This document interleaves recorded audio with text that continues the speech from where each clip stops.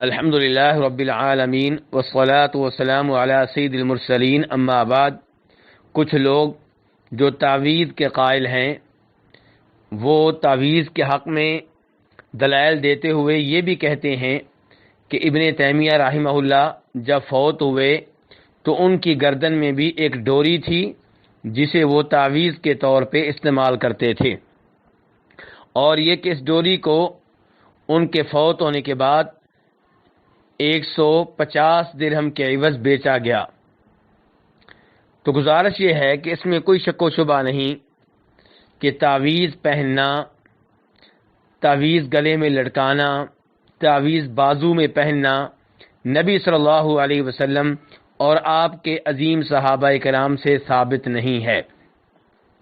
یقیناً قرآن پاک میں شفا ہے اور قرآن پاک سے شفا لینی چاہیے، لیکن اس کا طریقہ یہ نہیں ہے کہ آپ قرآن پاک کی آیتیں گلے میں لٹکا لیں، بلکہ اس کا طریقہ یہ ہے کہ قرآن پاک پڑھ کر مریض کو دم کیا جائے، اور اگر آپ خود مریض ہیں تو اپنے اوپر قرآن پاک کی تلاوت کر کے دم کریں، جیسا کہ نبی علیہ الصلوۃ والسلام کرتے تھے اور آپ کے صحابہ کرام کیا کرتے تھے۔ اب اگر تعویذ قرآن پاک کی آیتوں پہ مشتمل ہے، نبی علیہ الصلوۃ والسلام سے ثابت شدہ دعاؤں پہ مشتمل ہے، تو اسے ہم شرک نہیں کہتے، لیکن یہ بتاتے ہیں کہ یہ چیز نبی علیہ الصلوۃ والسلام اور آپ کے صحابہ کرام سے ثابت نہیں ہے، اس لیے اس سے دور رہنا چاہیے۔ اور اگر تعویذ میں چاہے وہ اوراق کی شکل میں ہو یا چمڑے کی جلد کی شکل میں ہو یا کسی کپڑے کی شکل میں ہو یا کسی اور شکل میں ہو، اگر اس پہ عجیب و غریب ہندسے لکھے ہوئے ہیں، ایسا کلام لکھا ہوا ہے جس کا مطلب معلوم نہیں ہو پا رہا، الگ الگ حروف لکھے ہوئے ہیں، عجیب و غریب لکیریں ہیں، شیطانوں کے نام لکھے ہوئے ہیں، الو کی کھوپڑی بنی ہوئی ہے، اگر ایسی چیزوں پہ مشتمل ہے تو یہ وہ چیز ہے جسے نبی علیہ الصلوۃ والسلام نے شرک قرار دیا ہے۔ چنانچہ امام احمد رحمہ اللہ روایت کرتے ہیں جناب عقبہ بن عامر الجوہنی رضی اللہ تعالیٰ عنہ سے کہ نبی علیہ الصلوۃ والسلام کے پاس 10 آدمی آئے اسلام قبول کرنے کے لیے اور آپ کے ہاتھوں پہ بیعت کرنے کے لیے،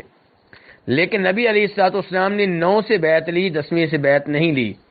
جب آپ سے اس بارے میں استفسار ہوا تو آپ نے فرمایا کہ اس نے تعویذ باندھا ہوا ہے۔ تو نبی علیہ الصلوۃ والسلام نے اس آدمی سے بیعت نہیں لی۔ پھر اس آدمی نے جب تعویذ کو کاٹ دیا، اتار دیا، تب جا کر نبی علیہ الصلوۃ والسلام نے اس سے بیعت لی، اور اس موقع پہ آپ نے فرمایا تھا کہ جس نے بھی تعویذ لڑکایا اس نے شرک کیا۔ اس حدیث کو شیخ البانی رحمہ اللہ نے صحیح قرار دیا ہے۔ تو اس سے پتہ چلا کہ ایسے تعویذ جو ہیں یہ غلط ہیں اور انسان کو شرک کے دائرہ میں داخل کر دیتے ہیں۔ ایسے تعویذ کی کئی مثالیں ہیں۔ مثال کے طور پہ نظر بد سے بچنے کے لیے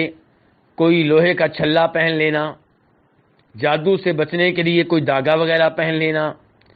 اور گاڑیوں کے سامنے جوتے لٹکا لینا، یہ سب تعویذ کی وہ صورتیں اور شکلیں ہیں جو ممنوع ہیں اور غلط ہیں۔ اب رہا ابن تیمیہ رحمہ اللہ کا مسئلہ کہ امام ابن کثیر رحمہ اللہ نے البدایہ والنہایہ میں لکھا ہے وقیلا، کہا جاتا ہے۔ یہاں یہ بات نوٹ کی جائے کہ ابن کثیر کہہ رہے ہیں کہا جاتا ہے، انہوں نے یہ منظر خود نہیں دیکھا، یہ چیز خود انہوں نے اپنی آنکھوں سے نہیں دیکھی، کہہ رہے ہیں وقیلا کہا جاتا ہے کہ وہ داغا جس میں وہ پارا تھا، جو پارا ابن تیمیہ رحمہ اللہ کی گردن میں جوؤں کے سبب سے تھا، اسے جب بیچا گیا تو اس پہ 150 درہم ملے۔ اب یہاں پہ قابل غور بات یہ ہے کہ ایک تو ابن کثیر کہہ رہے ہیں کہا جاتا ہے، کوئی پختہ بات نہیں ہے، پکی بات نہیں ہے۔ دوسرے نمبر پہ ابن کثیر رحمہ اللہ نے یہ بتایا ہے کہ یہ داغا کیوں تھا، دھاگے میں پارا تھا، اور پارا اس لیے تھا کہ ابن تیمیہ رحمہ اللہ کو جوؤں کا مسئلہ تھا، جوؤں کو بگانے کے لیے یہ سب کچھ پہنا گیا۔ تو یہ ایک علاج ہے، اس کا تعویذ سے کیا تعلق؟ اس میں کوئی اعتقاد نہیں ہے، یہ تو علاج ہے۔ اس کو تعویذ پہ محمول کرنا بہت بڑی غلطی ہے۔ اور یہاں پہ یہ بات بھی نوٹ کی جائے کہ جوئیں ہونا کوئی جرم نہیں ہے، کیونکہ ابن تیمیہ رحمہ اللہ قیدی تھے، اور قیدی کو یقیناً وہ سہولتیں نہیں ہوتی جن کی وجہ سے وہ صفائی ستھرائی کا وہ بندوبست رکھ سکے جو ہونا چاہیے۔ اور یہاں پہ یہ بات بھی نوٹ کی جائے کہ امام بخاری رحمہ اللہ روایت کرتے ہیں کہ نبی علیہ الصلوۃ والسلام ایک دفعہ جب عمرے کے لیے گئے تو آپ نے اپنے ایک صحابی جناب کعب بن عجرہ کو دیکھا کہ ان کے سر میں جوئیں ہیں،